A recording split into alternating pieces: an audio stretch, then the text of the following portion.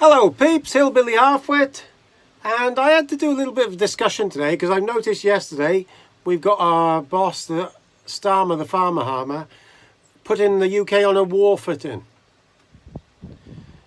Yeah, you heard that right. They put the UK on a war footing, and we've only got enough soldiers to fill. We haven't even got enough soldiers to fill a football pitch in a stadium. Absolute shambles of an operation. I just wanted to say what's really going on here, okay? What's really going on here is they realise, the Labour Party and the civil service, that Starmer looks better when he's abroad talking about war. His approval rating went down through the floor, 6 foot below the ground, until he started talking about war in Ukraine, and then he shot up again. That's what's going on. Now, this is what I believe is happening. I believe the establishment and his party now realise the only way they're going to win the next election is by being in a war. That's what I believe is going to happen. So before the next election in the UK, we'll have one in Wales, and hopefully Reform will give the rest of them a kick in. But that's not a certain, because Welsh Labour and Plaid Cymru and the Liberals work together, and they stay off each other's turf, and then they help the other AM get in. That's how it's always worked. They're not allowed to do it really, but they do. But what I think is going to happen in the UK is there's going to be 5 years till the UK election, and by then they hope to get us into some kind of a war. And war leaders always look better, and then they'll say, oh, Farage was against the war, and they're going to get us into a war in Ukraine against Russia. I can see it coming, because during the Second World War, if people don't realise, when we went to war, we really spent a lot of time building up operations to get all of what we needed, really. And that's what's going on now. If people can't see it, they need to open their eyes. They are building up operations, building up factories. To think in the UK now, manufacturing is absolutely knackered because of the decisions of all the governments of the last 25 years.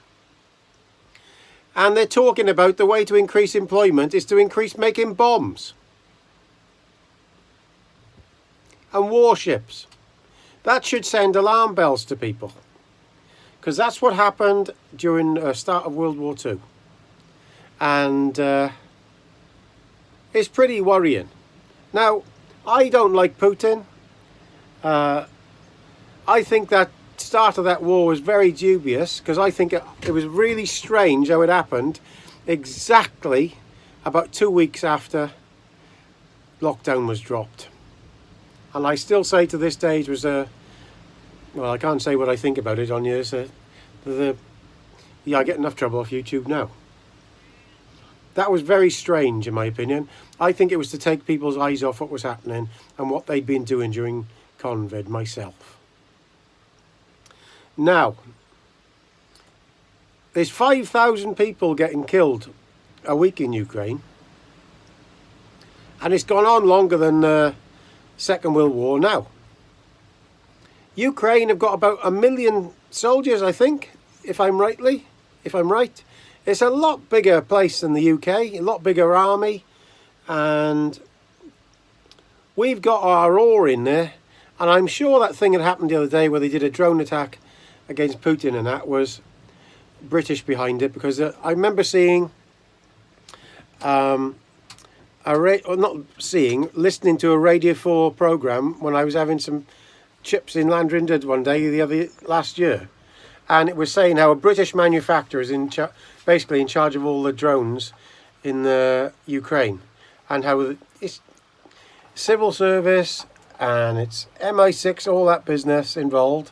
And what I noticed about that thing yesterday, whether you like it or not, it was very reminiscent of the SAS, what they used to do. So the SAS when they first started doing operations in World War II, because they were unknown regiment really, they thought, oh, we'll take the planes off the airfields before they take off.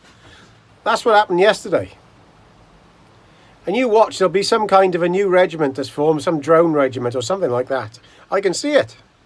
But it's got the sniff of UK forces all over it. I'm not saying that it's a bad thing, I'm not saying it's a good thing.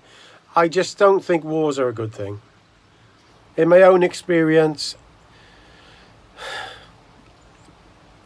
these things need to end.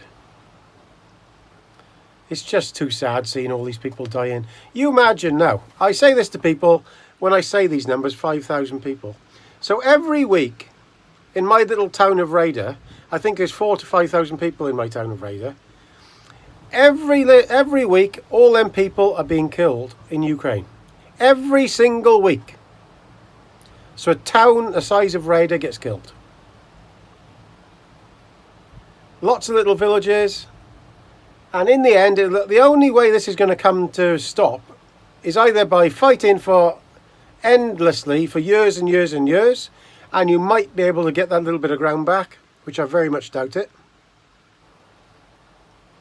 And then they'll want peace. Or just agree to some kind of a peace deal where that's like a bit of a no man's land. That's what I think.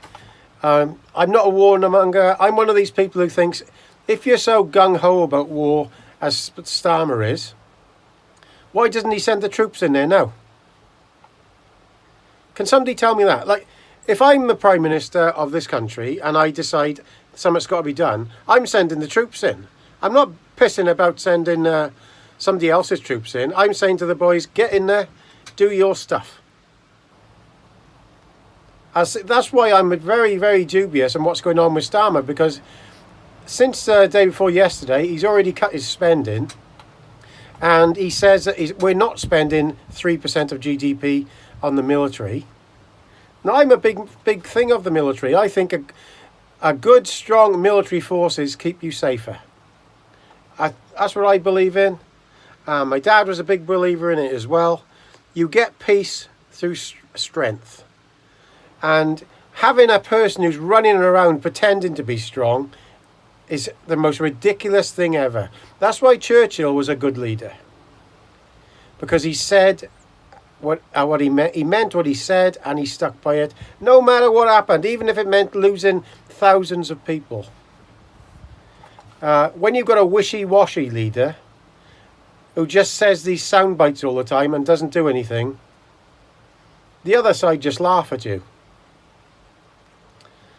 And I just wish, it's nice. It'd be nice to see some peace in the world. And it makes you think, really, when the most person that they say is the most warmongering person is the only guy that wants a bit of peace around, Mr. Trump. Is he awkward? Yes. Christ, he's awkward. He's one of them people you'd hate to be doing business with because he's awkward. But we all know we have friends like that. And some of your friends are like that. They can be the most awkward people, but also they can be the most generous people and in other ways. But the reason that people don't like him is because they tell the truth. And I think that's similar to me. I'm like that, chalk and cheese with people. I can tell straight when people don't like you. And it's their problem, not mine. The only thing I do is tell the truth. Now, if you want to ignore the truth and just tell things what they want to hear, by all means carry on. But that isn't how I am. And I believe leaders should be like that.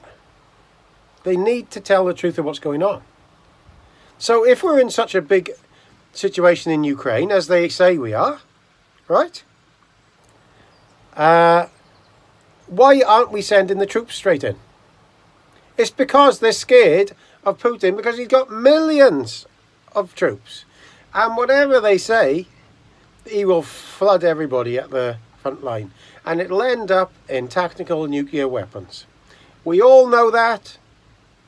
And if you try to assassinate Putin, or you try to assassinate Trump, or you try to do the same to you imagine Gaza, for instance, that terrorist group sent in a drone attack onto our Prime Minister. What do you think they'd do? They would flatten the place. And that's exactly what's happened when they've done the same thing to Israel.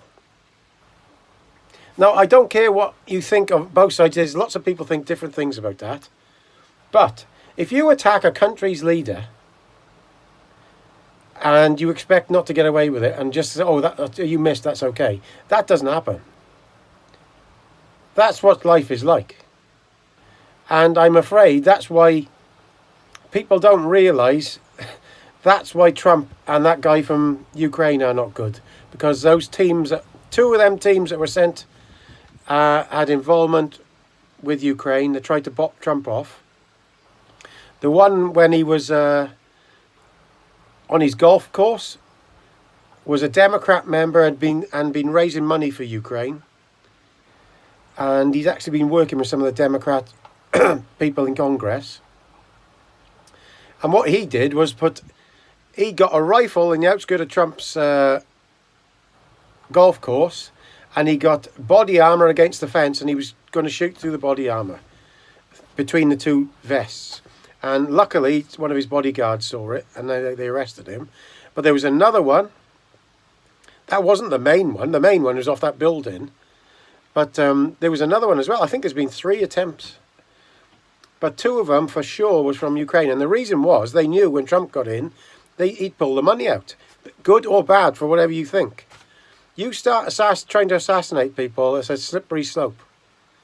That's why lots of these leaders, when they're caught, seem to get away to different countries, don't they? So that's my thoughts for today.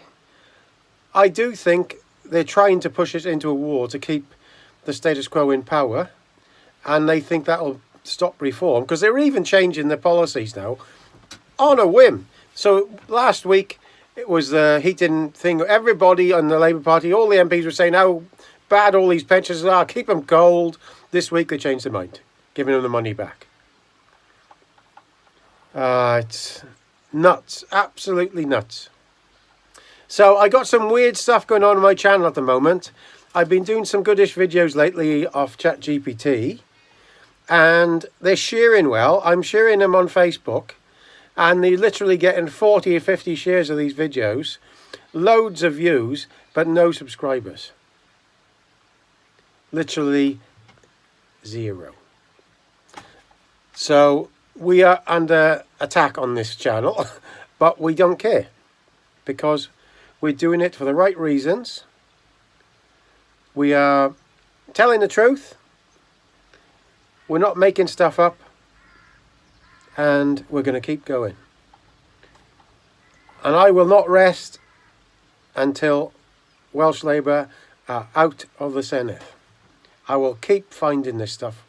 Because when they decided to attack the farming community in Wales last year, they woke something in me, and I will not stop until I found more and more corruption to show them from what they are.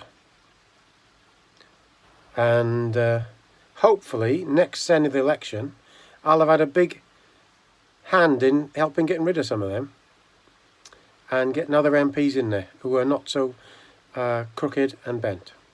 So please subscribe. All the best. Gaz.